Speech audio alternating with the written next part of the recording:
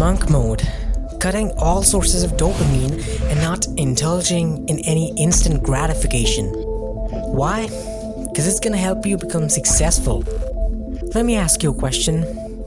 Do you think Elon Musk spending hours every day posting memes on Twitter and smoking weed on Joe Rogan podcast resembles any sort of monkish behavior? Do you think Isaac Newton woke up on a random day and went, "Today I'm gonna make the 3 laws of motion," out of nowhere? Do you really think he decided to make these laws for literally no reason? A few days ago, a friend of mine made a video that got more views than what he usually gets, and he called me and told me about it, and we went on to talk about where he got the idea to make that video. Now guess what?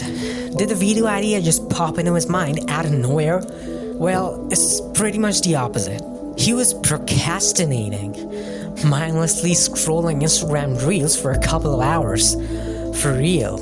And after he was done with the scrolling session, he realized that most of the reels he saw were related to AI, how artificial intelligence will replace humans and take our jobs and all that. Now, hearing the same thing being repeated over and over again for 2 hours straight, my pal started feeling anxious. His brain started forming the age-old what-ifs. What if AI actually takes our jobs? What if AI gets so good at stuff that it replaces all the YouTubers like me, like my friend basically? And now, while forming all these what-if thoughts, my buzz started daydreaming. A part of his mind started coming up with reasons for why AI won't replace humans, or at least won't replace him and take his job, in order to calm down the anxious part of him. Now my friend takes a really clever step. He picks up a copy and starts writing down all these arguments forming in his head for why AI won't replace humans. Now after he writes all of it down and feels better, feels like he's gotten some weight off his chest, he reads it out and realizes this whole thingy can literally be turned into a video.